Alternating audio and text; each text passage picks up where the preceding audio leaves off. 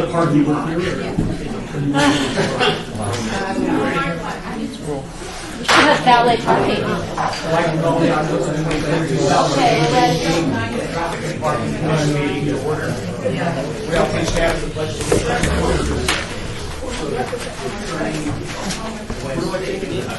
allegiance to the flag of the United States of America and to the republic for which it stands, one nation, under God, indivisible, with liberty and justice for all. For those who can afford it.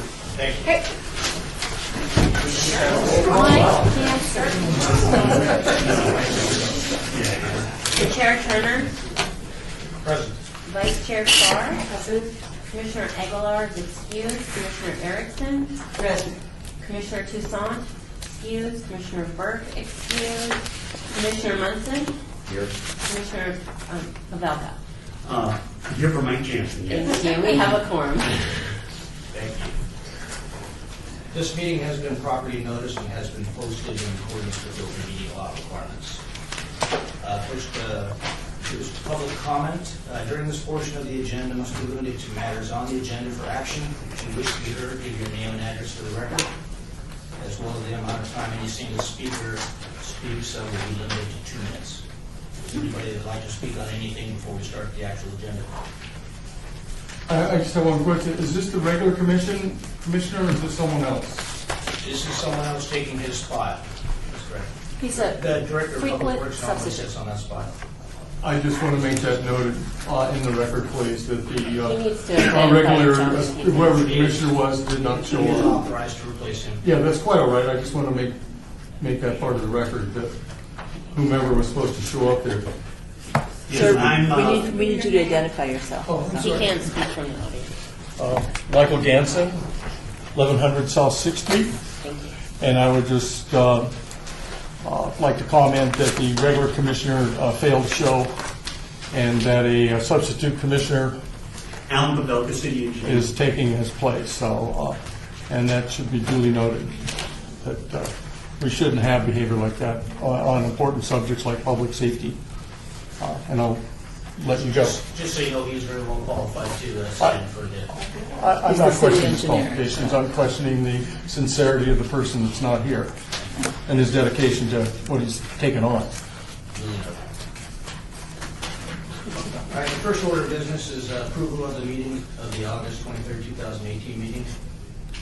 I'll move to approve. Second. I'll second it. Okay, all those in favor? Aye. Aye. Opposed? Motion carries. The first discussion action is discussion of possible action to install speed humps on Delray Avenue between Rainbow Boulevard and Teneo Way. Excuse me, we can't hear anything. You got to speak up louder, please, for us. I'll try to speak a little louder, I'm sorry. Thank you. First item is item number 5, discussion for possible action to install speed cushions on Delray Avenue between Rainbow Boulevard and Teneo Way, Ward 1, Arcadia. Ms. Kendall? Thank you, Mr. Chairman. The Transportation Engineering Division received a petition from residents requesting installation of speed humps on Delray Avenue between Rainbow and Tenaya. However, Delray Avenue is an emergency response route, and the fire department will not allow us to put vertical speed humps on an emergency response route. Speed cushions, though, work very similar to speed humps, but without impacting the emergency response times. So we studied the street section of Delray Avenue and found that there were 837 vehicles per day traveling the street, and we require at least 800. That's one of our requirements to consider speed humps. And the 85th percentile speed was 44 miles per hour, and it's posted 25, so that's 19 miles per hour over the posted. We took a survey of all 28 residents adjacent to Delray, and we received back 18 responses, 11 in favor and 7 opposed to speed cushions. So we're recommending approval for the speed cushions on Delray. And I'm here to answer any questions. This has been advertised as a public hearing. I see that I've got numerous cards here, and I'll start in the order I received them. Seth Floyd. I'm going to cede my time, and I'll speak last. after the rest of it, if that's okay with you. I'd like to also mention, we'd like to limit those comments to 2 minutes, please. Thank you. Turner Graham? State your name and address for the record. Turner Grant, 6960. Mr. Chair, I think Jeff Dork, Deputy City Attorney, yeah, if you come up to the mic, please. Turner Grant, 6960 Delray Avenue. I'm a tenant there. We kind of spearheaded the initial paperwork to get this started, just from personal experiences with 3 children under 6 walking to the park. I've had several altercations with people. One altercation with someone revving the brakes and slamming them on, like while letting my kids cross the street. And it gets really bad Monday through Friday when people try to circumvent Charleston and Sahara. This turnoff here on Delray and South Rainbow, there's used to be a barbecue place. This will give people a destination or a location. Now it's a mortuary type center. Cemetery, cremation ceremony, whatever it is. Funeral parlor. And when they get backed up there on those 4 to 6 p.m., they just start left, just flying down that road. And they hit Tenaya, and usually they're trying to circumvent, they're going that left because it backs up. I mean, it'll back up past mine. I'm glad it backs up past Delray sometimes because it stops them from going left. But then they'll go right on Tenaya and usually go left. And I mean, it gets to the point where I'll come out into the street and I'll just watch and see if they turn off in any of the neighborhoods, in any of the houses, the cul-de-sacs, the houses facing the street. I didn't hear the statistics till just now, but that was pretty good stuff for our reasoning habit. And I see one of the objectors is a business. The speed bump is after their business. We'll let them speak if they're here. Yeah. Okay. Great. And other than that, that's all I have to say right now. Okay, thank you very much. I appreciate you. Next I have Nicole Graham. I brought props. You can imagine I'm the mom. So I'm Nicole Graham, tenant also at 6960 Delray Avenue. Again, to add on to what Turner was saying, 3 kids under the age of 6. We encourage as much outdoor play as much as possible. They shouldn't have to, as the night is getting darker. It's getting darker out. Well, they still want to ride their bikes. We go to the park constantly. I constantly have them in light of vest, so I'm doing protective gear as much as possible. We have tons of cousins that come over, also all under the age of 6. Lights as well. I make the adults. I got all these additional light up things. So I'm prepared to make sure everything. We also have cones, light up orange cones to caution, especially right off of Rainbow. And then a sign that says drive like your kids live here. We did have 2, 1 was stolen, so now we are left with 1 that's constantly up. And to see the constant, my husband and I will sit there and just watch. It's terrible to see. And I don't want it to be one of our kids one day. I don't want that. That's all I have to say. I appreciate that. Thank you very much.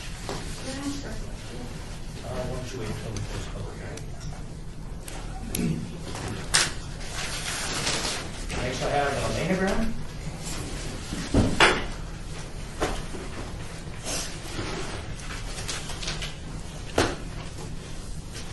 My name is Ilana T. Graham. I have a daughter, Ilana Lee Graham.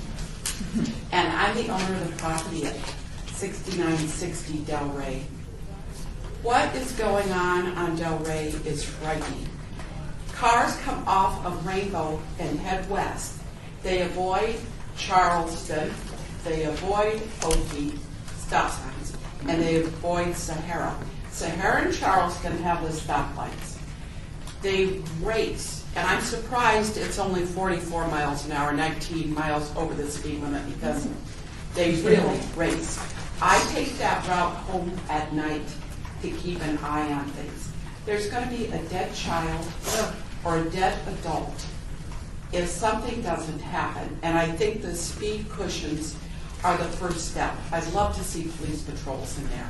But right now, it is a very unsafe place. And when I go at the speed limit 25 miles an hour, there are cars backed up behind me. They're trying to get around me. And I'm just not going over the speed limit in a residential area. So it's a safety issue. And thank you so much for considering this. Appreciate that, thank you very much.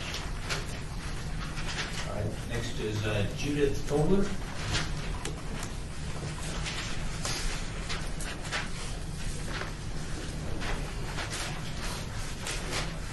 My address is 7251 Del Rey Avenue. I'm close to the corner of Tenaya and Del Rey.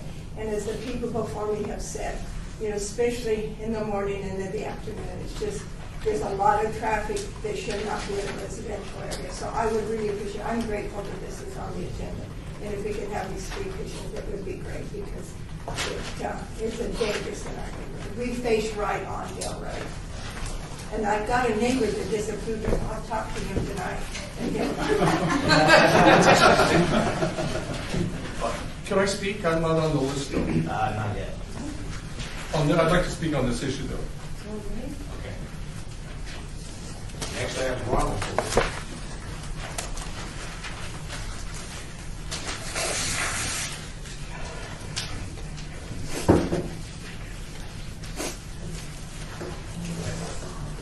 I'm Tobler, Jay Tobler's husband.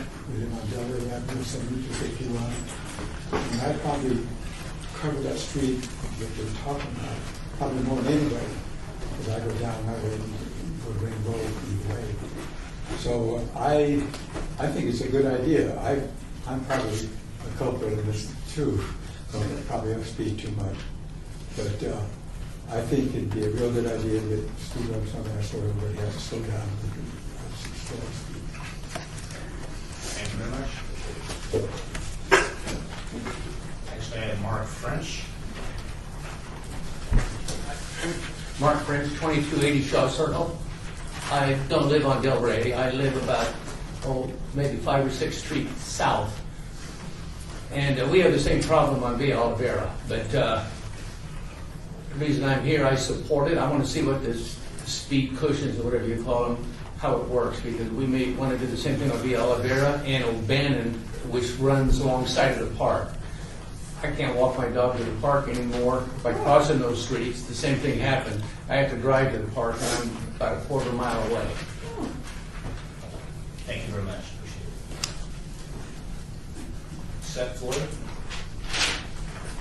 Thank you, Mr. Chairman. Seth Floyd. I live at 1760 Bel Castro Street, which is about 2 blocks south of Del Rey. I take Del Rey home. I'm also the president of a newly formed Rainbow Family Park Neighborhood Association, which covers this area. I recognize that some of our neighbors did disapprove this, so I want to recognize that I may be at odds with them on this particular issue, but I have personal experience. Turner and Nicole are my brother and sister-in-law. My kids are also under age 5. And we travel to their house often. We like to walk. Nicole has given us the lights and the vests to wear as well, so we're all being as safe as possible.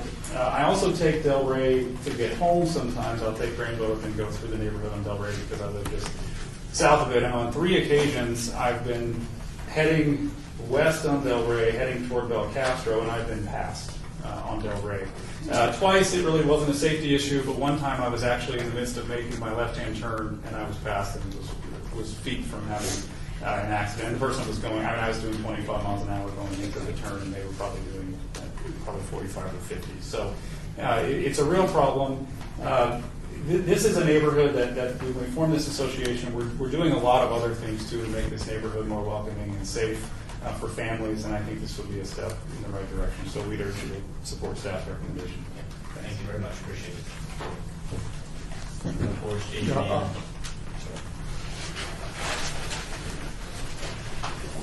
Mike Jansen, 1100 South 6th Street, and for 20-some years I have lived on 6th Street.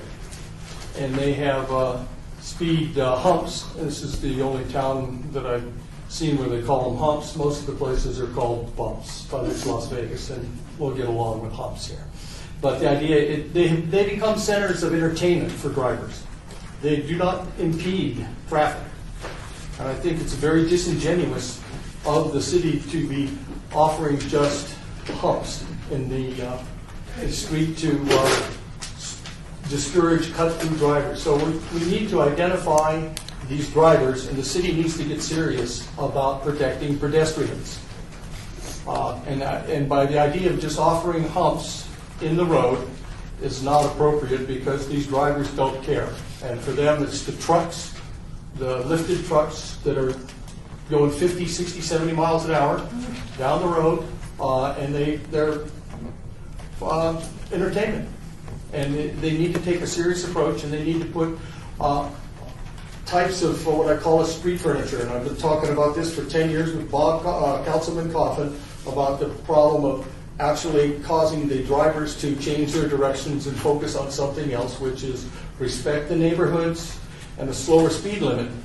Coffin had mentioned to me that it's too expensive to lower the speed limits in the neighborhoods. They need to be 15 miles an hour, and they need to respect the neighbors.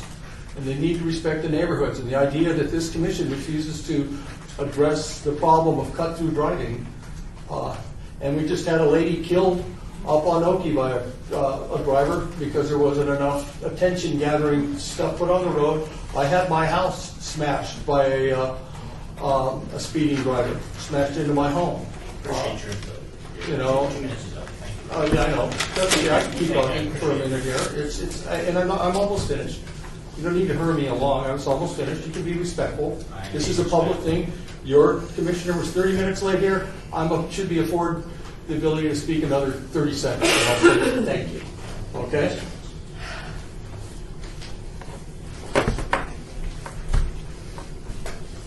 Okay, I think at this time, if there's nobody else that'd like to speak, I'd like to close the public hearing. Commissioners? Commissioner Carr, Ward 3. This is Graham. I just wanted to ask you, do your kids wear helmets when they ride their bicycles? Yep. Thank you for answering me in the affirmative. So, and then, Mr. Ganson, you may or may not be well versed on what this commission does. It sounds like you possibly are confused about what we do and what our responsibility is here. But for the rest of the commissioners, I feel like, and I went up here and I looked at Delray and I did see your sign, and I do recognize that that's the sign of people that feel that their backs are against the wall. You put a sign up that says, drive like your kids live here. We passed a sign this summer that said, drive like your pets live here. Whatever it takes, but it's the sign of somebody that feels their back is against the wall. My question is, Gina, is it possible that we add those cushions and traffic calming, bike lanes, or something that's traffic calming in addition to those cushions? Absolutely. I want to address Mr. Ganson's concern that my job is to make roads safer, and so I'm very passionate about it. I'm constantly analyzing these things, and are speed humps going to solve the issue? No. For a prudent driver, they will, but people who are intentionally going 60 miles an hour down a street, it won't even faze them. And we can't do anything for those types of drivers except for enforcement. We could narrow the road with some striping. If the neighborhood was on board with that, I could look at that and install center lines and bike lanes to kind of narrow the lanes. It gives a visual narrowing, makes it feel a little less comfortable to speed. But again, these are just ways to encourage driving the speed limit. And if we could come up with a sure solution, we'd implement it on every residential street in the city, on every new project. And but we haven't found that perfect solution yet. But we can definitely look at that. I don't know the pavement width, so I couldn't tell you exactly how that would look, the geometry of that. But that's an easy thing to put on the street, and I'd be happy to do that. Such a wide boulevard. That was the first thing that came to my mind when I went up and visited this area. Yeah. Yeah, I don't have an idea, but that's something we could look at. I'd be happy to look at that. Now, with these speed humps, and there is a difference between humps and bumps because the humps are made to be traversed at 25 miles an hour comfortably. So if you want to go uncomfortably, you can go 40, right? Bumps, speed bumps are much more severe and are not allowed on any public street in the city of Las Vegas or the city of Henderson, for that matter. So that's why we call them humps. And the speed cushions have the same vertical deflection as a speed hump, which is allowed on our city streets. Any other commissioners? Comment? I just have a question, and excuse me, because I didn't have a chance to look at this street, but is it a four-way stop at Tenaya? Is there a four-way stop there, or is it straight through? Straight through. There's been an accident Oh, there. Tenaya, yeah, sorry. So on the road that everybody's traveling, I should say, is Yeah. Tenaya being stopped this way? Or on Del Rey is the stop sign there? Del Rey. So they have to Del Rey stop at continues Tenaya. beyond. Yes.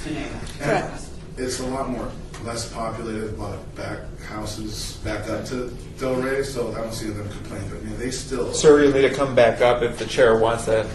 The You want east-west to come up to me, stops, Kellen, or? but not north-south. I'm sorry, I'm just trying to get the orientation of this street here, and from a law enforcement perspective, because our job obviously is enforcing the law.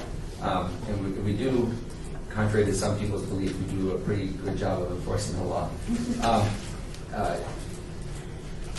I was just looking at other ways, because you're talking about speed cushions, and the other ways of slowing down traffic, obviously, is putting traffic control devices that would slow traffic down, stop signs and things of that nature. And I'm trying to look at where you would put one on the street, because they're cutting to avoid.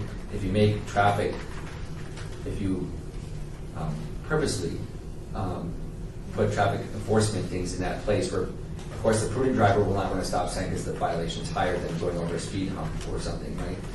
Suspensions in your car and stuff. I was just looking at where in that process that it would make sense to put something like a three-way stop at, I'm trying to see my map here. I think that's Montessori, yeah. Like a three-way stop there that would require cars to actually come to a stop before they go again would be, I mean, that's more intrusive to the traffic flow, obviously, but if the traffic flowing at a high rate there, it makes it at least less appetizing for traffic to cut through, because now they have to stop. Now the homeowners will also be impacted by that as well, so that would be the flip side to that. But I was just looking at, that would be, I don't know if I can do this or not, but the recommendation on my end would be, if the speed humps don't make an impact, that would probably be your next, would be the next kind of logical step. Obviously doing the what do you guys call them, making the road look narrower, so that Striping. psychologically a person's like, I gotta slow down. Yeah. Till they get used to that, and then they go faster. Yeah. So. Yeah. And we do enforcement all the time. I work in traffic. I run all the motor guys. So, and then we can do enforcement out here. The only thing is we can't be out every day. Unfortunately, Right. that's the crazy thing. Is we have 97 motor officers on a motorcycle for a 24-hour operation. So it's hard for us to get out there. I know that one of these streets was on. I just did a search request on it. So, and we'll do another one. We can look at that and see if it meets the warrants for an always stop. Right. And it may not, because the volume of traffic is only 800 cars. Mm-hmm. I know that there's some requirements for engineering. I'm starting to learn all this stuff really quick. Well, to explain, we don't want to create a burden for our police to have to go enforce something that really isn't necessary for their safety. We don't want a stop sign to be used as a way to slow people down. Right. We want people to stop. And if they find out eventually, if they're frequently traveling that street, that they really don't have to stop, there's never any opposing traffic, then it just becomes something that they constantly run through.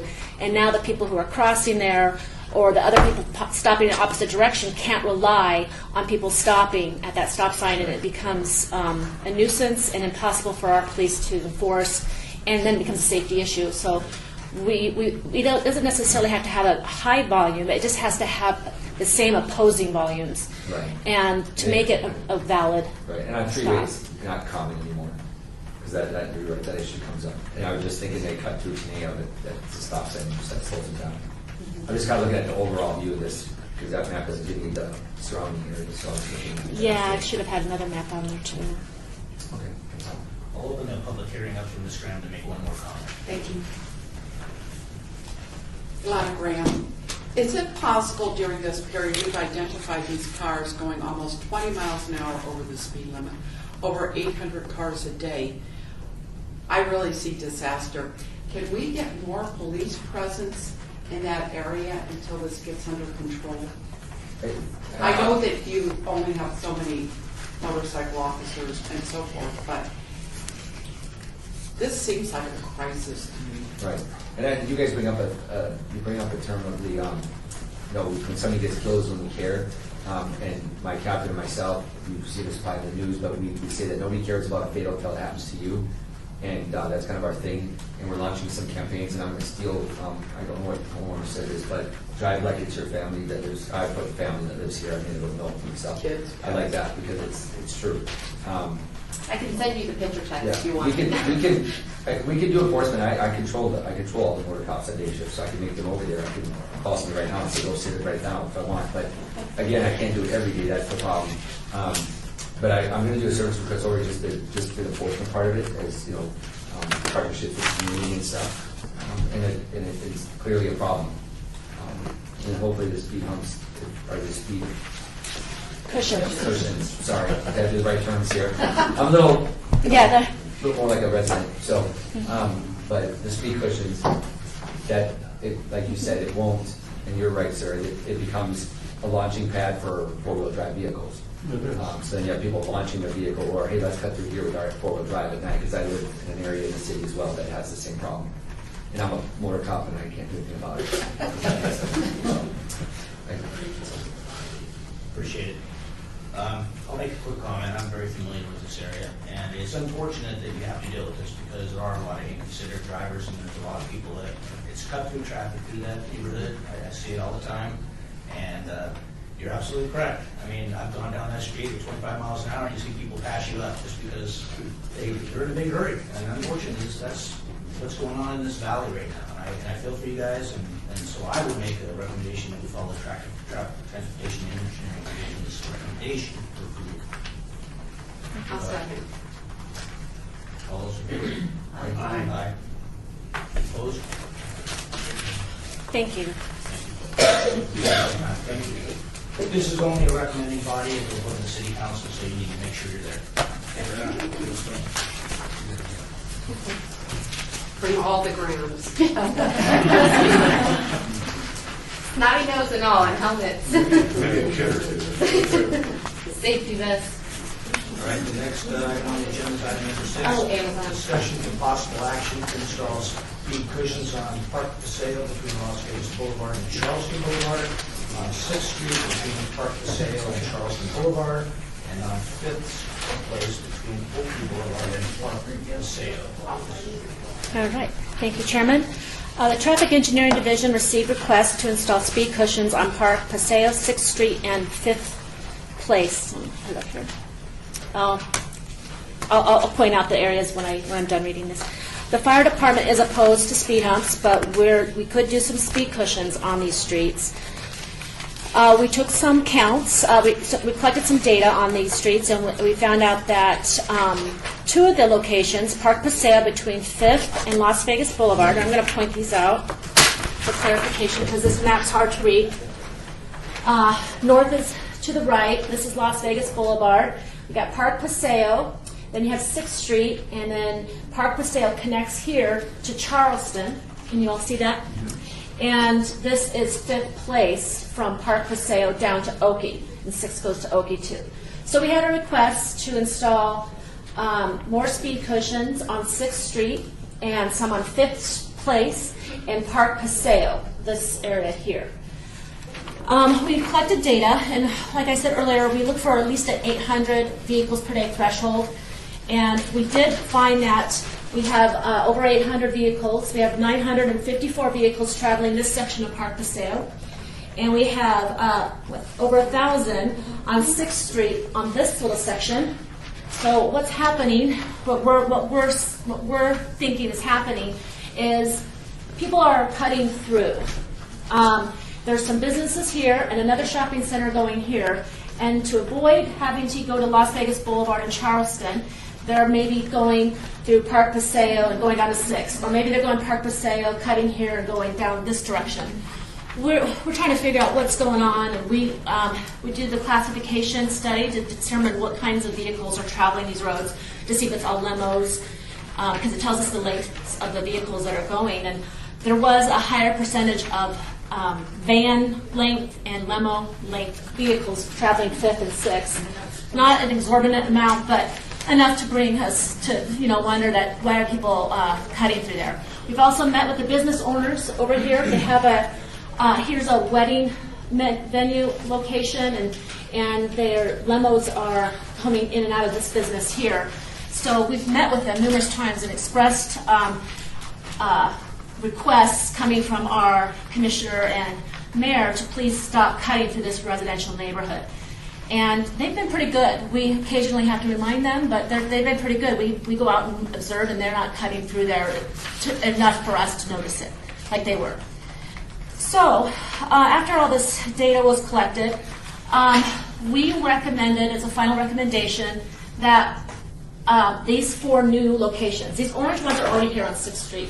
So we're proposing 4 additional locations, and the reasoning behind it is we want to see if this helps a little bit. You have to go through 2 humps, regardless of which direction, at least 2 humps, regardless of which way you want to cut through.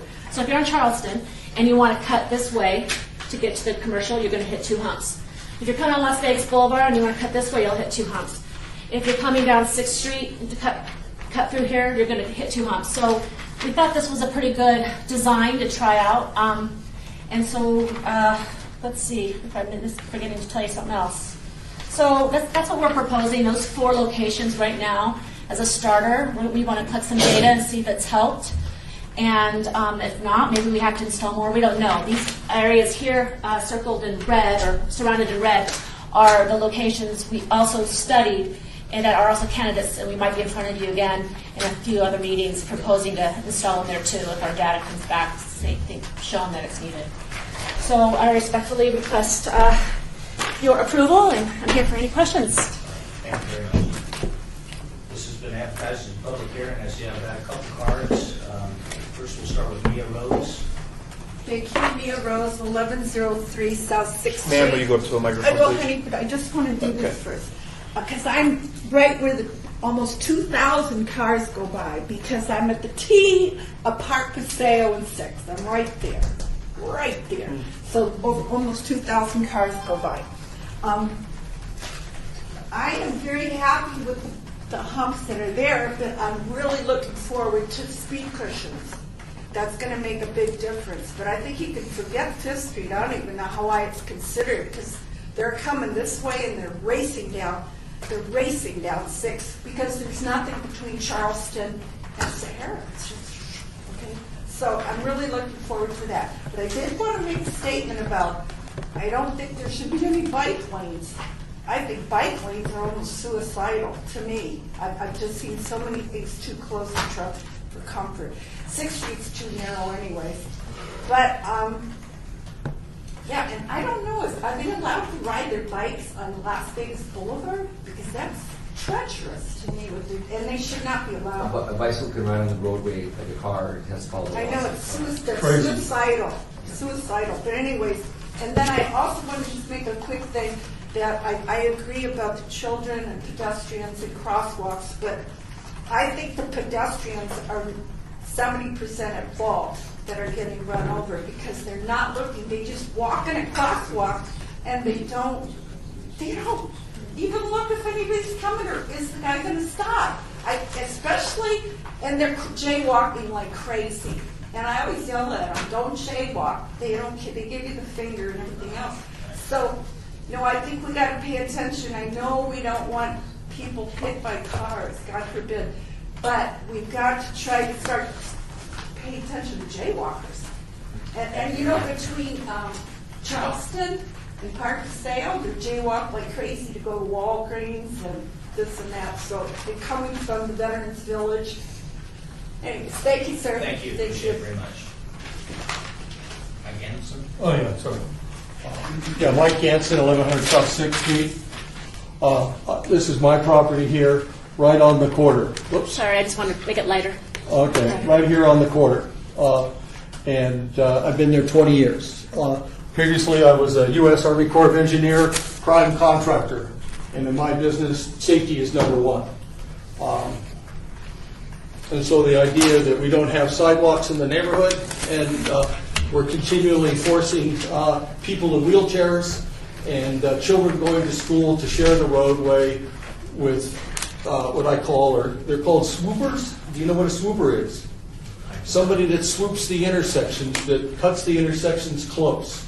So they're speeding down the road and they're cut through, and I think the city needs to really make it their an example that we're not going to tolerate drive-through traffic, and the police really need to adopt a program of that, backed up by the city council or laws to stop these people from speeding through our neighborhoods. And to me, it's a disrespect to the neighborhoods for these people to drive crazily through our neighborhoods because of their own whatever they want to do, wherever they're going. That's their business, but they're endangering the community here. And I think it's on the public officials to stop this. And the idea speed humps or bumps or whatever they want to be called is better than nothing. But I think we really need to have as set an example here and put in rounds of some place to put in driver aversion to really make it difficult for these cut-through people to go through our neighborhood. I think this is a human life is worth way more than what the city's willing to spend here, and I think that they really need to set an example and stop these cut-through drivers because they're not going to that business there. Nobody goes to the business there, unless it's the adult bookstore, and then that's their business. But the idea that they're cutting through here is terrible. And I had a drunk speeding driver hit my home. My house is 3.5 feet above the street, and it crawled up the hill and smashed into my home. And luckily nobody was hurt. Mia was almost killed, but missed her by 10 feet. But I really think this commission really needs to set an example here for the city and install and spend some money, the taxpayer money, and put some street furniture in there to make the drivers turn their wheel and focus. Anything less than that is disingenuous. And if I offended you previously, I need to wake us up and really start making public safety, pedestrian safety, number one here. And it starts with this. Appreciate your input. Thank you. Thank you. Can I say one more thing? Yeah. Because I live at that T, I've added all my own reflectors. I get reflectors on my toes. I get reflectors on a cement next to my driveway at the end with the little light, because they come through from Park to Sand and tore the whole wall down. I've had it rebuilt. But I put my own reflectors out, so I hope you come by and see it. Right at the T. We're asking for your help. Yeah. Please. Okay, thank you. Is there anybody else that would like to speak on this item? If none, I'll close the public hearing and open it up to the commissioners. Of course. I'm not real familiar with this area, I'll be quite honest with you. I did drive down there and take a look at it, but I haven't driven it on a regular basis, so I really I don't think I can really make it. So this is my area, and the sooner the better. There's going to be a big project on Las Vegas Boulevard, and whatever we're seeing now, I think is probably going to. Is there any estimate on what that traffic increase is going to be? Thank you, Commissioner. I forgot to mention that one other reason why we're wanting to put these speed cushions in now is because of that project coming in on Las Vegas Boulevard. It's going to be a complete streets project. It's going to we're going to widen the sidewalks and really beautify that whole corridor. Hopefully, it's going to invite new businesses and new growth in areas that are not really active right now. And yeah, that will probably bring in more traffic. I don't know those estimates yet, but Las Vegas Boulevard probably will, at this location, have some more traffic. So in a preemptive strike for this neighborhood, this is really, really important for them. I think that project going down Las Vegas Boulevard is probably going to be years, like 2-3 years from start to finish. And I see that we have fifth place that's fifth place? Yes. In red, boxed in red there, and I certainly would consider those. I'm sure that they're only going to cost more as we go forward. I would consider those also, but this is just going to be like heavily. We have public comment is over, Mr. Ganson. It's going to be a heavy. There's no rebuttal? No, it's not a debate, sir. It's not a debate. It's going to be heavily trafficked. Fifth place right now has very little traffic, but noticed I that. think it will. I think if I install speed cushions on those other legs, I might be pushing traffic to fifth place, and that's not the goal. So that is put in there to just keep those volumes low if we can. Any other commissioners? I guess, Alan Pavelka, I just like to say that, yeah, cars take the path of least resistance, and neighborhoods shouldn't have to put up with a lot of traffic cutting through the neighborhoods. Residential areas are supposed to be slow, local traffic safe, so I fully support it. Any other commissioners? Do I see a motion on the floor? I will make a motion to approve any and all, the more the better. Look at it. Sure. Okay, second? Second. Okay, all those in favor? Aye. Aye. Opposed? Thank you. All right, the next item on the agenda is item number 7, discussion for possible action to remove on-street parking on 3rd Street from Charleston Boulevard to Garces Avenue, Ward 3 Coffin. Ms. Kendall? Thank you. I'm really excited about this project. I don't know if I'm sure you all have, and I hope everyone else has appreciated all the projects that are going on downtown and how beautiful Main Street looks right now, and Commerce. This right now is what 3rd Street looks like, and it doesn't look that pretty. It's not. That's an old picture. Oh, you're right. I apologize. 2 Yeah, years old. yeah. I got this from Google. I apologize. You're right. I don't know what it. Probably looks worse. I don't know. This is from Google Maps, so I didn't go out and take this photo. So yeah, it could be a couple years old, and I should express that. So what the city has, we're in the final stages of our project to beautify this section of 3rd Street from Charleston to Garces. We're going to revise the street section and construct a beautiful pedestrian corridor. So this is our inspiration. Isn't that beautiful? We have 24-foot wide streets, 1 lane each direction, large, wide sidewalks with landscape canopies, little kiosks and outdoor restaurant dining, and we're just really excited about it. That's the inspiration photo, and the actual design is something like this. It shows a 24-foot wide pavement area with the 1 lane each direction, and some decorative crosswalks at the intersection, and all the landscaping. It's going to be meandering, and we're really excited about it. In order to do this, though, we're going to be removing the on-street parking from Charleston to Garces. However, we will make up the difference in the parking. We'll actually have more when this is all finished. This is the section that we're under construction right now. Really excited about, and it'll all be restricted from parking, with a few exceptions. We have a little bit of parking here, and these are the new. We can't see any of that. I know. I'm sorry. I'll get over you here. talk on that side, or have the gentleman scoot down a little bit. So we have an existing parking lot here, but the new ones that are going in. Where is that?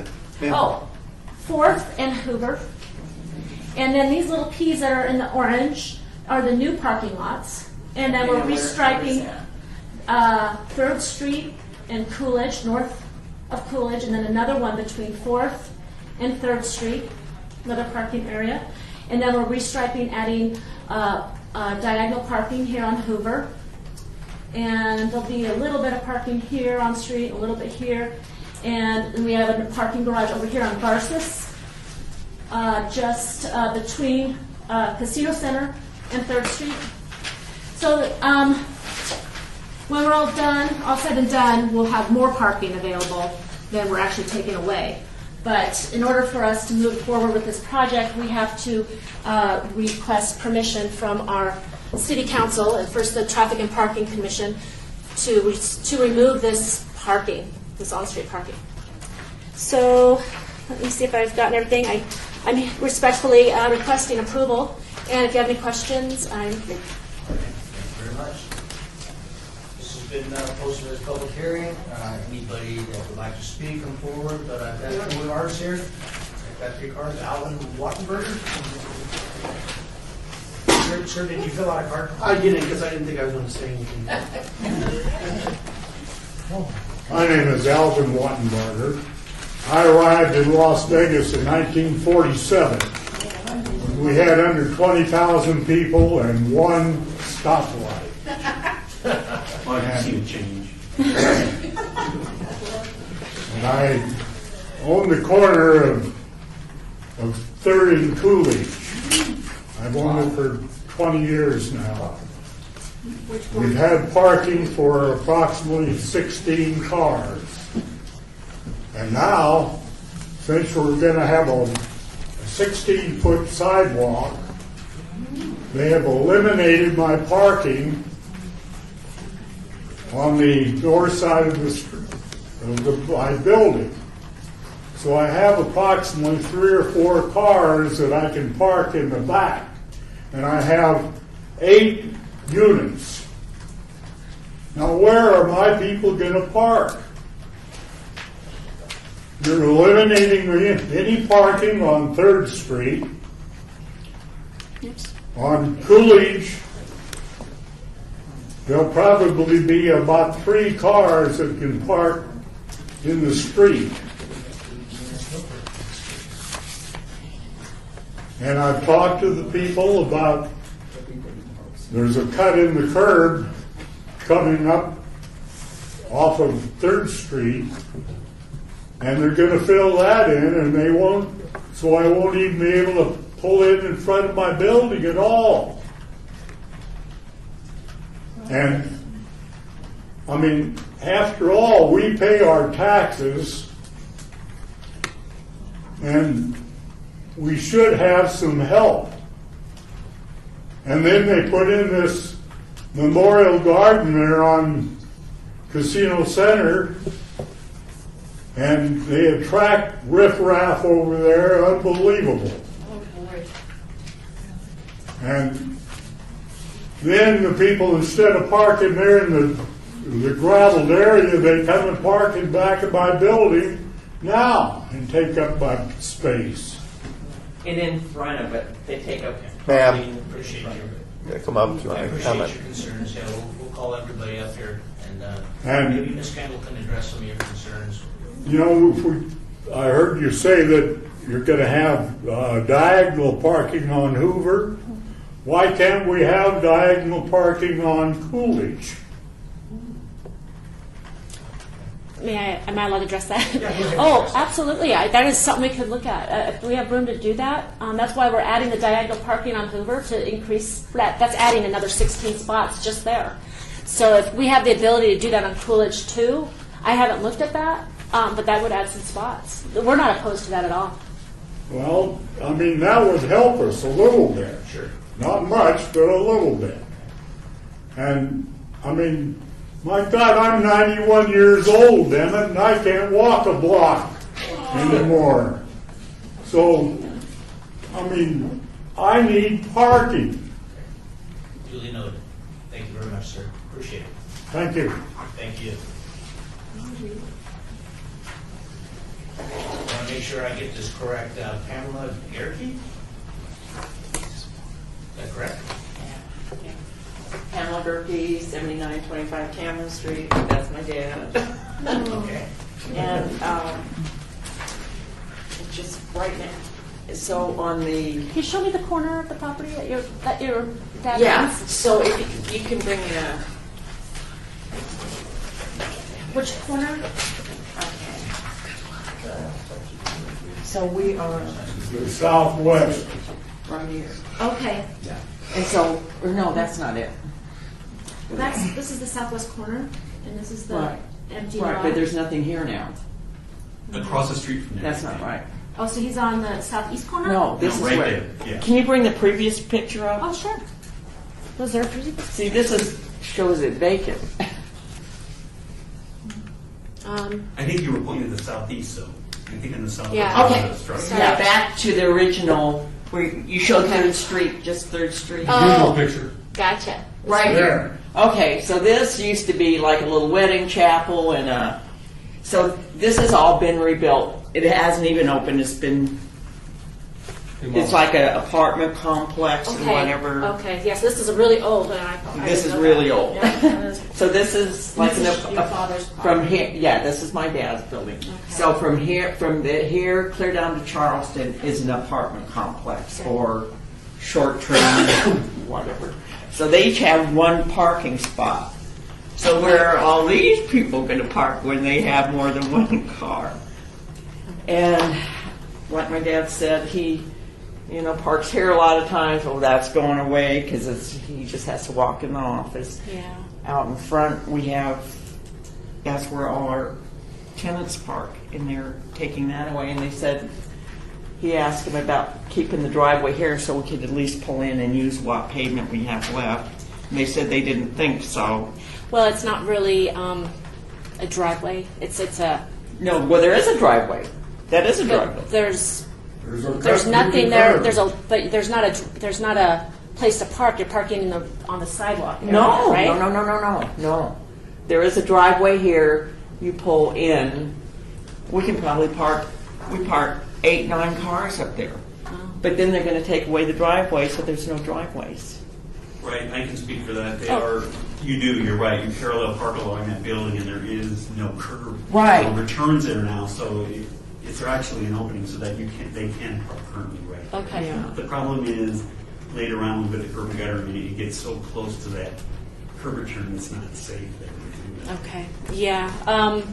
I'm familiar with your situation, so. We are going to have more parking available in the end. Is it going to be as Where? close? It won't be right there in front of the door, no. But he will have access to all the parking on Coolidge. Oh, we have a Right. picture, and right now it's parallel parking. That's their building there, or southwest corner. But you know what? So I go to work. Sometimes I go to work at 5 in the morning. I'll leave at 7 or 8 at night. The lady upstairs, she does a counseling thing for the court order counseling. She's had somebody go up there, rob her with a gun to her head. There was somebody across the street. The same thing happened. So you have this vacant lot. The next one down, I heard somebody arguing out there. I called the police. I called 911. I said, there's an altercation. I said, please send someone out. I'm waiting and waiting. Pretty soon I hear shots fired. Oh my goodness. And We need so to- then we there's need like help. 30 Yeah. cops out there. Yeah. I go out. They killed the guy. Oh my gosh. And I said, where? I called 911. And an officer says, well, I got the call. I drove by. I didn't see anything going on, so I just kept on going. So I'm just saying, this is not the area. Yeah. I don't want to be wandering around. There's streetless people all over the place. You want to go down there at night and walk around? I wouldn't walk around at night. We're hoping that this project's really going to rejuvenate the area, and that. But these people have to go somewhere. I mean, where are they going to go? Well, we also have another project downtown. I don't know. I mean, the Corridor of Hope. So we do have a location for homeless people. But to even go. if you drive down where they've done all the streets and everything, you see people sleeping on the streets. They're all over the place. Yeah. They're down there. Well, I think we'll try to address your concerns. Okay. Just because I mean, my dad's going to park there one way or another. So if we have to drive over your curb or whatever, he can't walk, and I don't want him down there by himself. So, I mean, it's not safe. You may think it's going to be safe, but it's not safe. Yes, sir.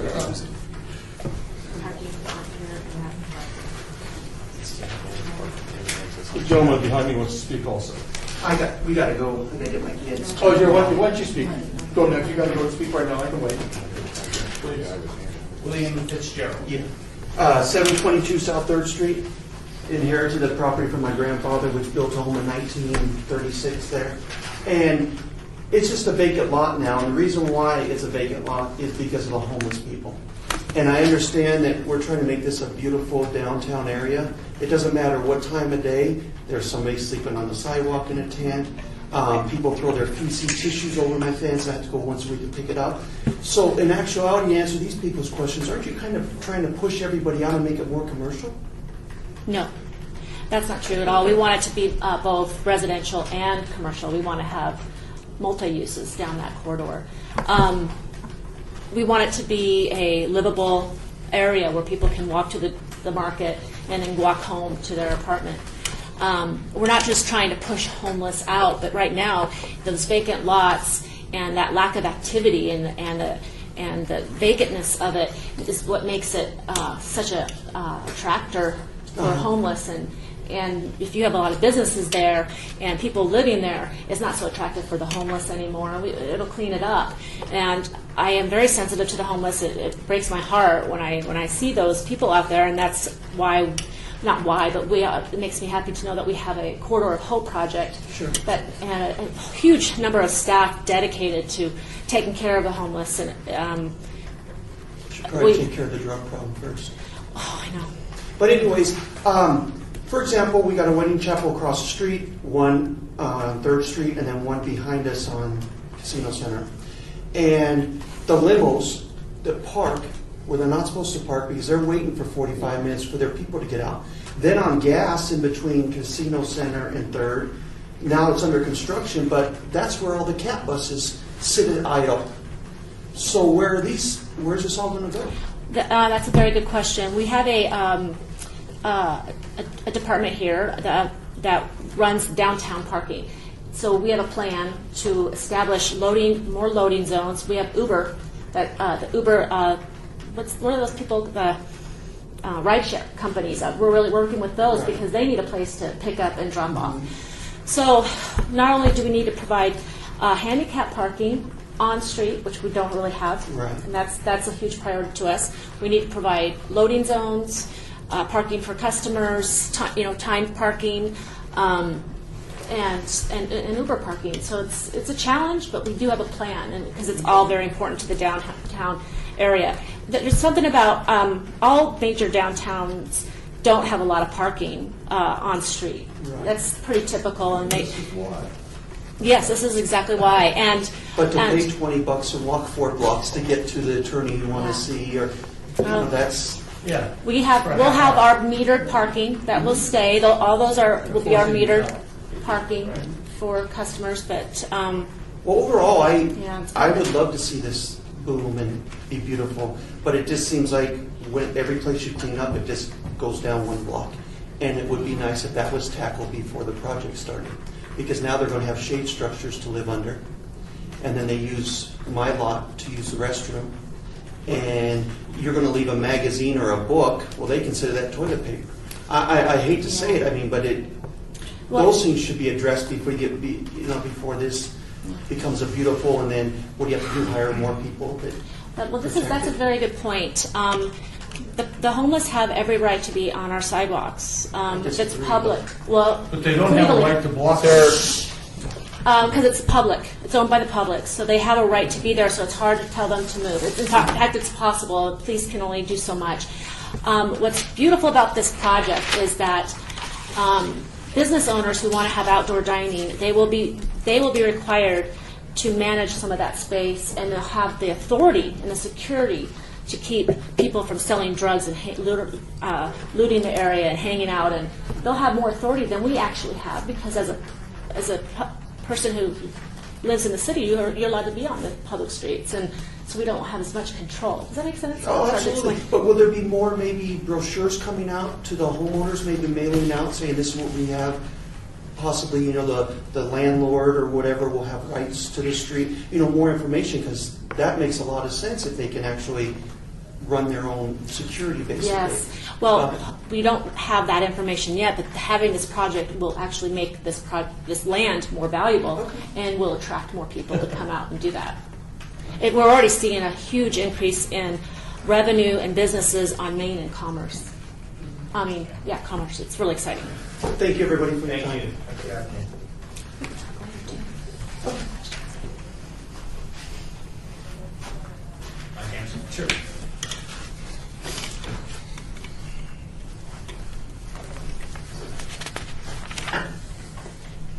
Mike Ganson, 1100 South 6th Street.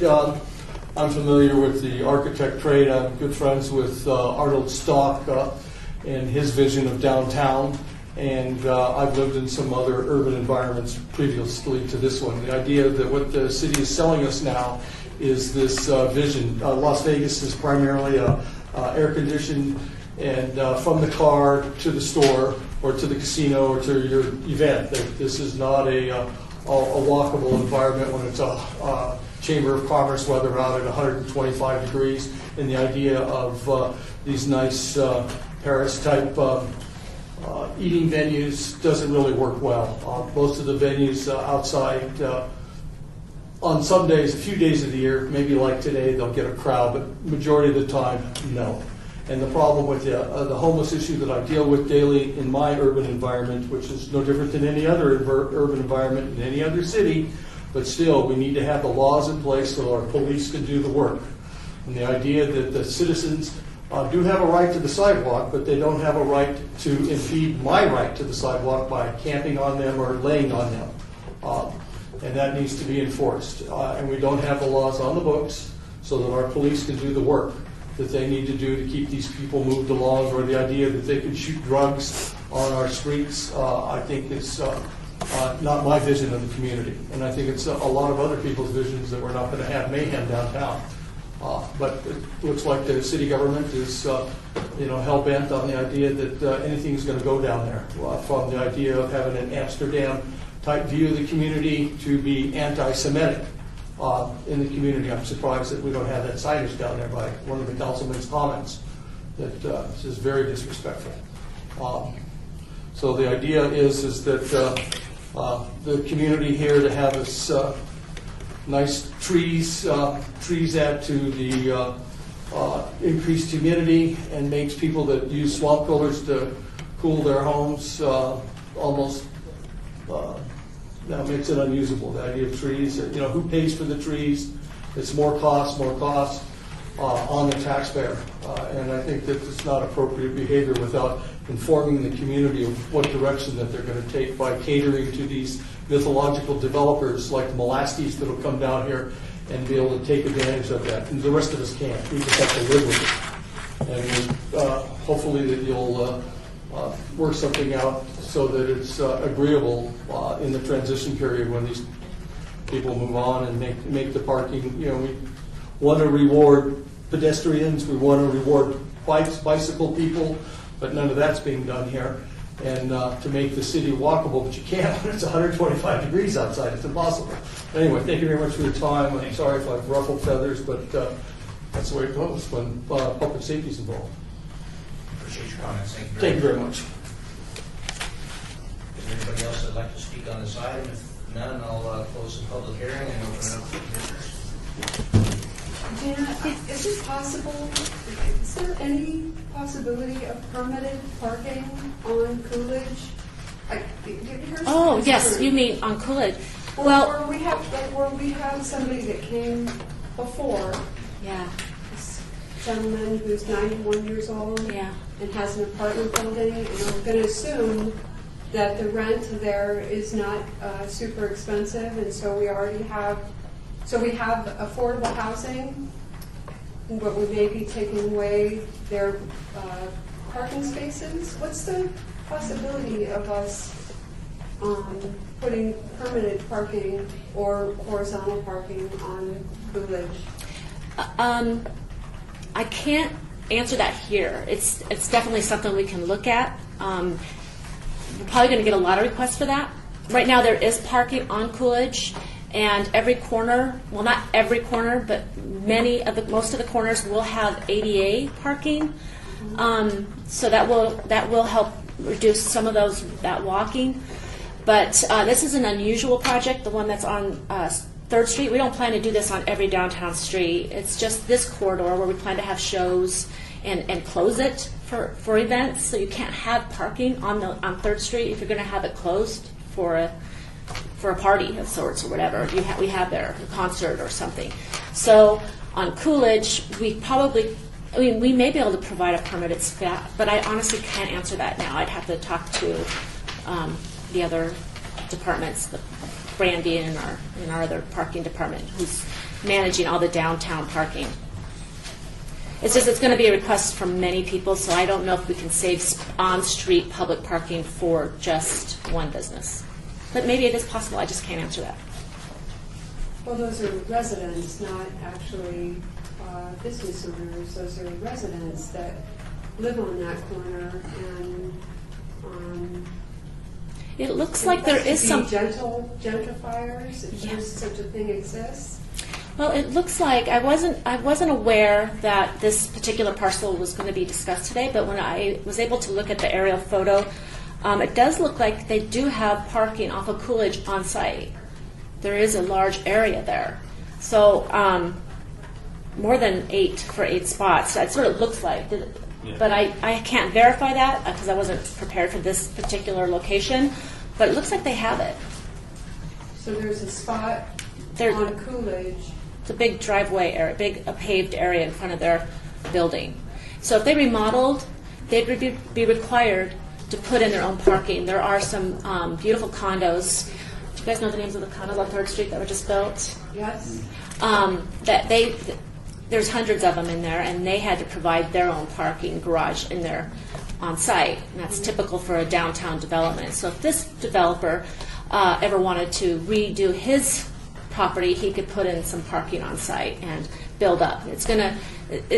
We expect property values to go up and make this a pretty hot spot to want to build in.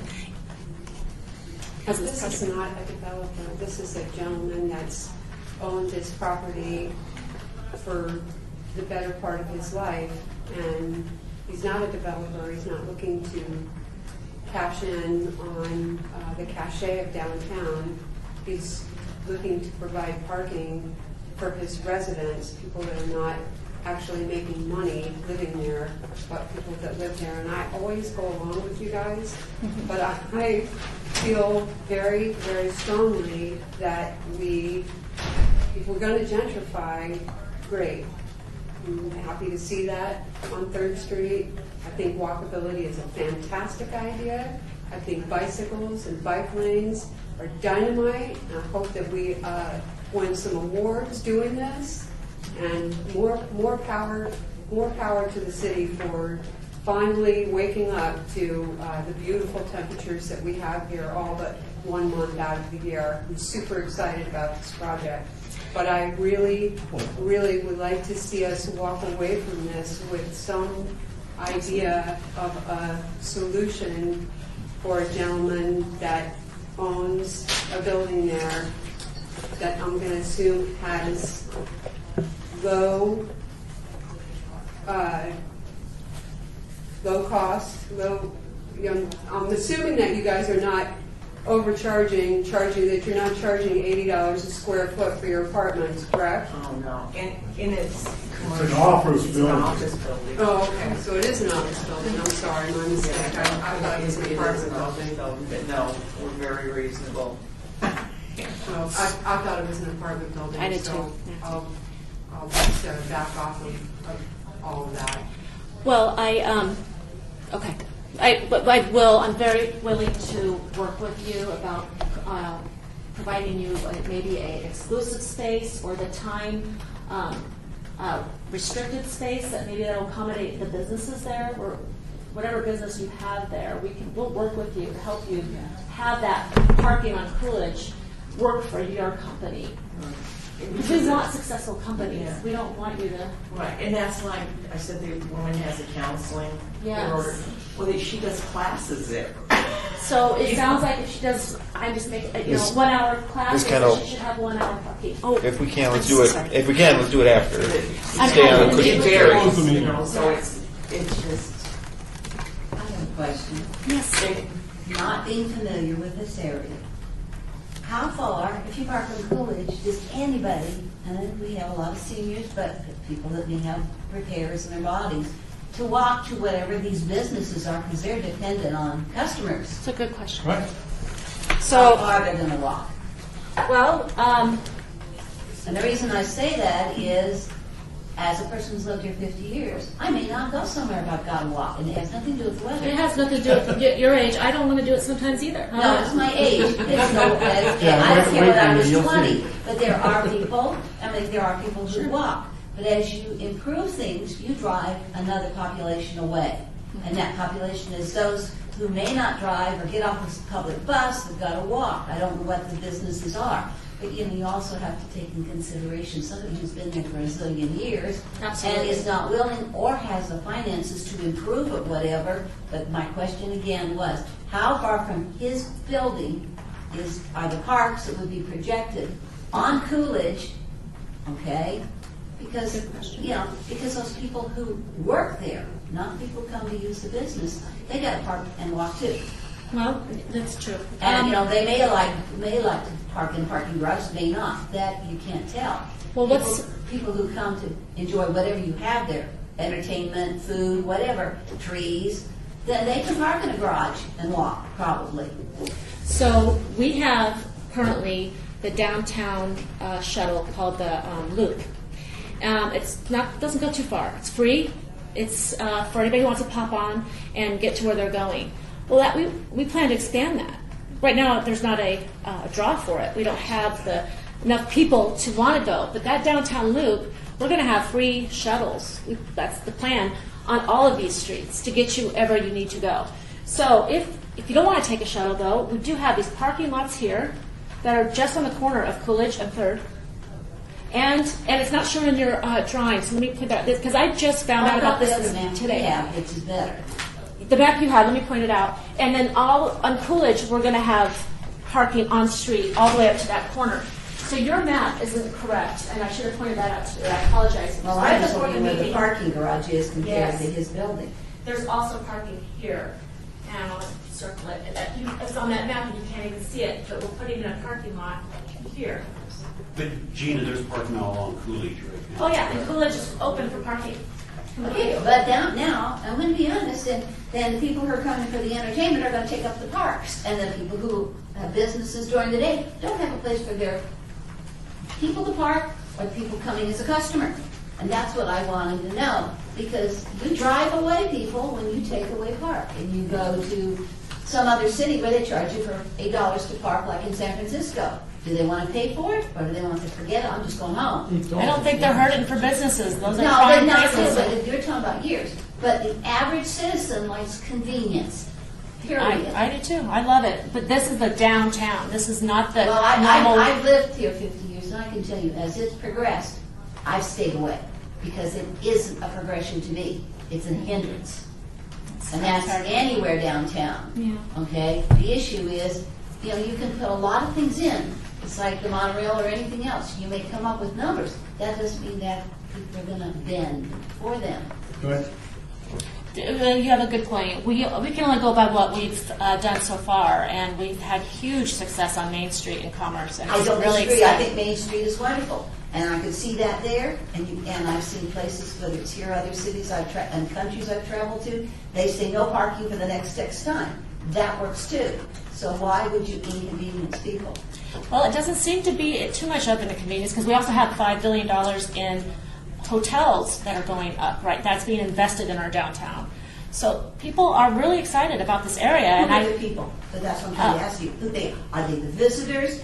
Are they new people to These the are- area? Or are they long-term residents who don't really appreciate it? Businesses. The businesses. Somebody making money off of their work. I understand what you're saying, but this here is just not good. And isn't attracting business, and it's just attracting homeless. Is there any and- reason it can't be similar to Main Street in respect of the Angle Park Summit, especially handicapped, No reason on at all. that street? Absolutely could be. This street's an exception to the whole downtown. Most of our streets are going to look like Main Street and Commerce. They're going to have on-street parking. They're going to have the dining. But this street, this is our pilot park corridor project. This is a unique street that we're proposing specifically so we can close it easily and do events there.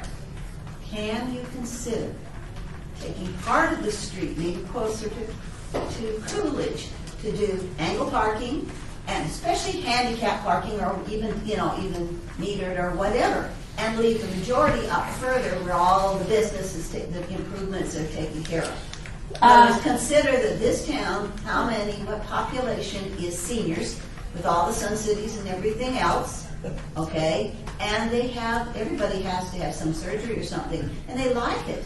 But if there's no place to park and you've got to walk 2 or 3 blocks, they're not going to walk it. They won't be able to walk it. And it's not the heat. It has to do with motivation. It has to do sometimes with age. Well, I understand what you're saying. We're only doing it from Garces to But that's all Clark I'm Trustin. saying. Why can't And you north? shorten it? Why can't you shorten it and do that section on either side of Coolidge for special parking, angular parking, for especially for Just here? Yeah, and both sides of Coolidge. Well, So- Coolidge has it. Coolidge has parking. We're not taking that away. Coolidge has Okay, all the then but I'm talking about the 3rd Street on each side of Coolidge. Why not consider a short area so that you have convenience for somebody Well, who's handicapped? that's why we're here today. We're proposing this section. We could be denied and not have any of it. We could just do our standard downtown section. So that's why we're here today. We're proposing this narrow 24-foot road with 1 lane each direction for that specific feel. I don't know if you've been down to the district in Green Valley where they have that area very narrow, You know very how many tight. times I go to Green Valley? That answers your How question. many love failed it. businesses there?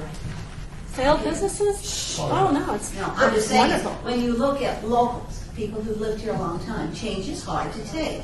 I'm looking at visitors that come to see me and I want to take them downtown, and they can't walk far. They're lucky to walk out of a parking lot.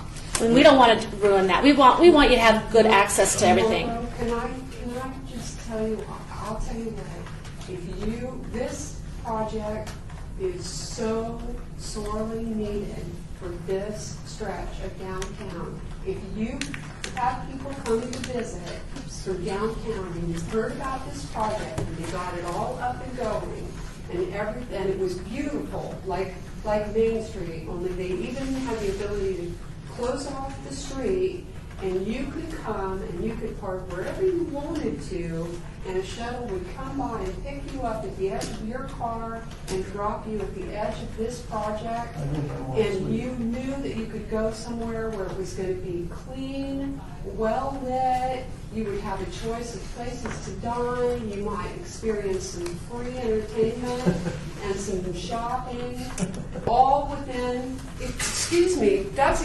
incredibly Hey, it's disrespectful. rude to listen to this. I'm going to leave, to listen to your vision where I can't speak. Please do. It's I'm not terrible. saying- Shut the door This is behind like- you. It's Bye, embarrassing. bye. Hey, goodbye to you, and I don't know who appointed you, Have- and I'd like to find out who your benefactors are, Please do. and who you're selling this to. Please do. This is taxpayer money. This Goodbye. belongs to the community. Goodbye. You know, You're out of you know, order. and I know- You yeah, are out of order, that's true. sir. I am. You're out of order. Thank you very much.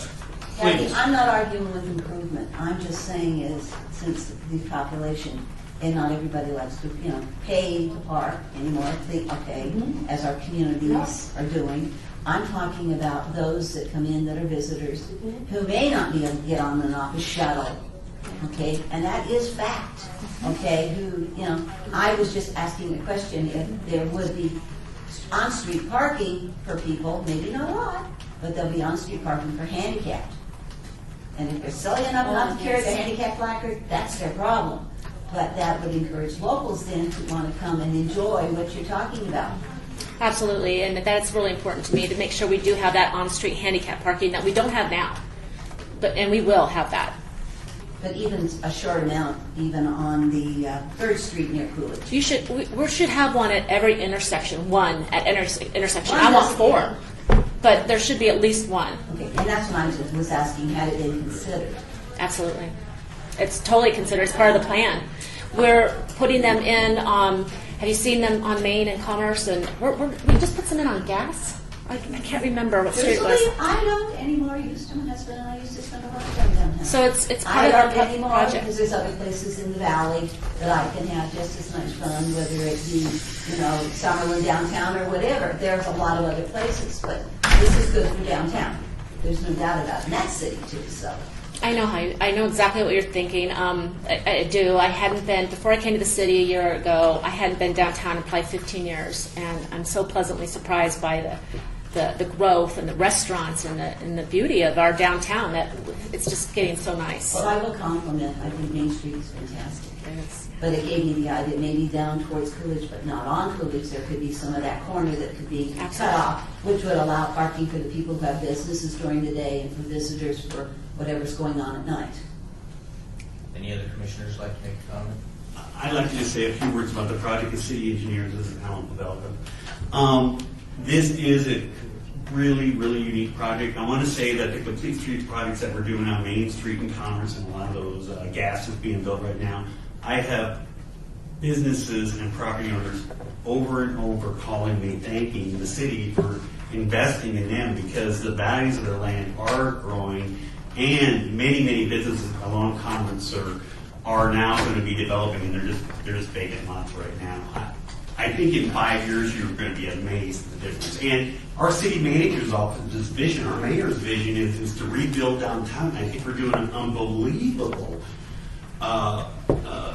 advantage and making it into something really special down here. We're really vitalizing downtown. I think our mayors, both our previous mayor and our current mayor for that. This project is even better than all the rest because it's a true vision in tying in our art district. And so we, Commissioner Erickson, I just wanted to explain to you that this project, we don't want the cars going through it that much. That's why we're putting in more of a curvy street because this is the project that we want to close it down in the evenings and have the concerts. And Anita here is the project manager for the project from Anita Marquez, and I thank you for coming in case there's any detailed questions about this. But it's very unique. It's the type of street that we want to put the bollards up like downtown Summerlin and some of the other areas do, that we can make it into a street fair. So we're trying to, we purposely eliminated the driveways, and I want you to know, Mr. Wattenberger, is it? Right. I took your case to the city manager's office, and we did review it, and they felt that there was enough parking along Coolidge, and we had no intentions of taking that parking away. In fact, I agree with you, Ms. Traffic Engineer, that we will be looking at trying to increase traffic parking along Coolidge around the property. So you're not forgotten. Trust me, you are being looked at even as high as the city manager's office. But the problem is, so, and when they came out, they said there would be but there's like 3 parking places.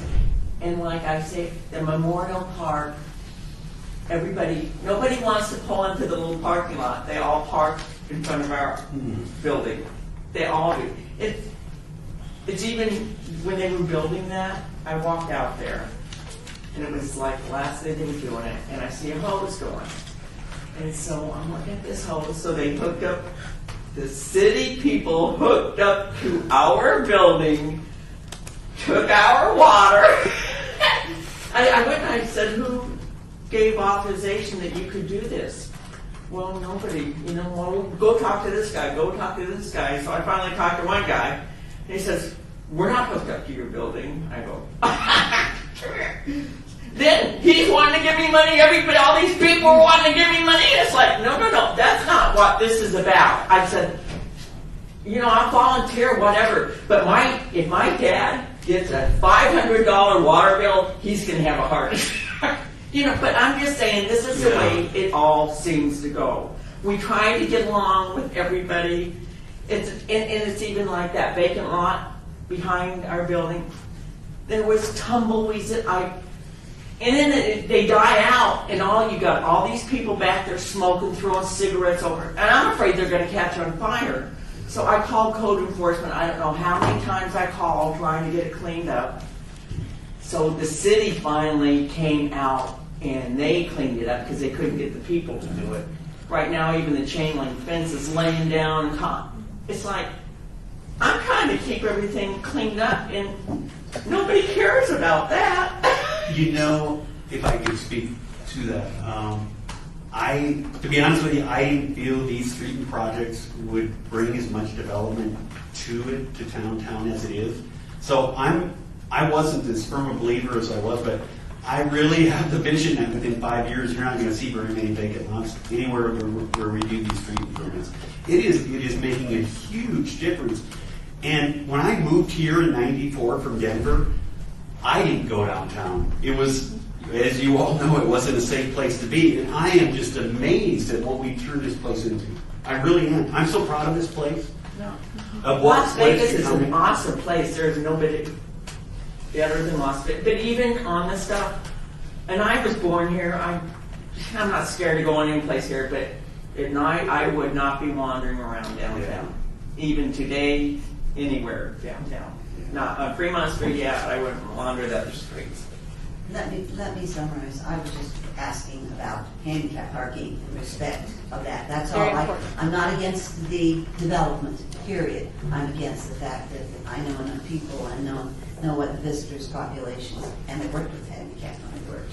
So, they need, and one on a corner, that's one park. That's not enough. Okay? I mean, it needs to be a sufficient amount of percentage of whatever it is, but yeah, if it's all angle parking, then every third or every fourth needs to be for handicapped.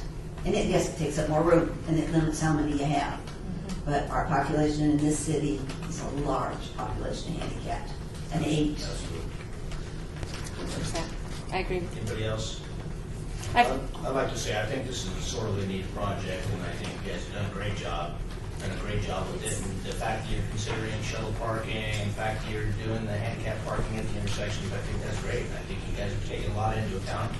And I like the fact that you're willing to work with the neighbors and to address some of these concerns. So with that, I'd say thank you.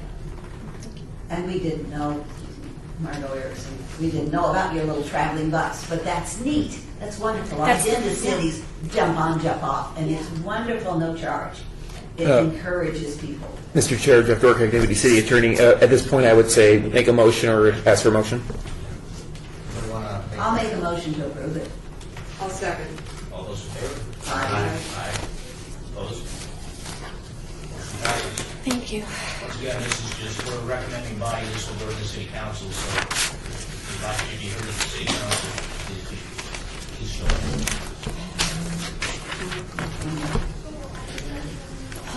All right, He didn't hear what you said to him. Pardon? He did not hear what you said. Oh, okay. We're just a recommending body here. This will go forward to the city council, so if you want to be heard there at the city council, make sure you show up.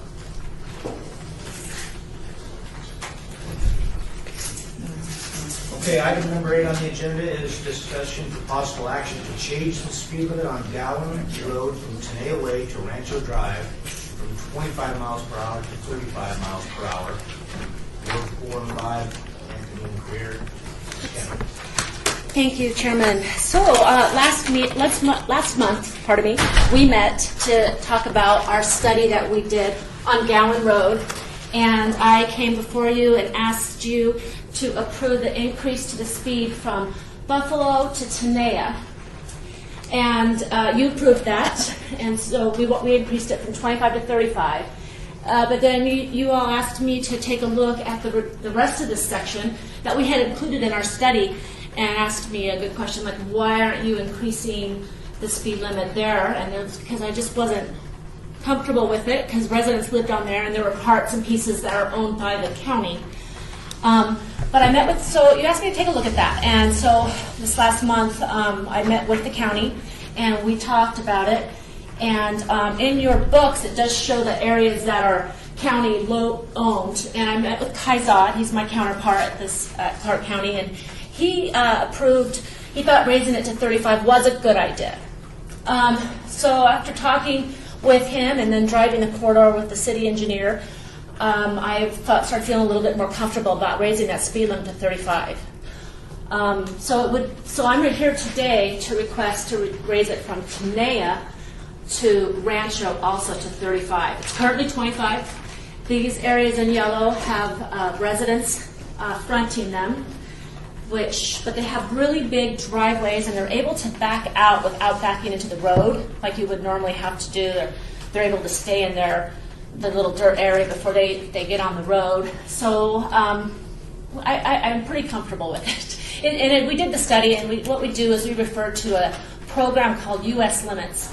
It's a federally recognized computer program that's used around the whole United States to determine what the appropriate speed is for a section of road. And it takes factors into account how many schools, how many parks, what are the prevailing speeds, are the residents fronting it, how many driveways are there. We have to look at everything along that corridor. And that data came back recommending the 35 also. So I tend to be a little conservative, so I kind of pushed, I didn't want to encourage it last time we met, but after further review, it seems like it's a much more appropriate speed for this section, 35. I could come back and ask to lower it again, who knows, but if we get a lot of pushback, but I think this is the right speed. So I am asking respectfully for your approval. Thank you. Do you have any questions? Thank you very much. This has been advertised as a public hearing. If there's anyone present who'd like to speak, I don't see anybody in the audience. I don't have any cards, so I'll go ahead and close the public hearing, and I'll open that up to the senators. I don't have anything on this. I'll entertain a motion. I'll motion to change the speed limit from 25 to 35. I'll second that. All those in favor? Aye. All those opposed? Thank you. Passes. Thank you. Thank you very much. This is on the agenda. We have citizens' participation.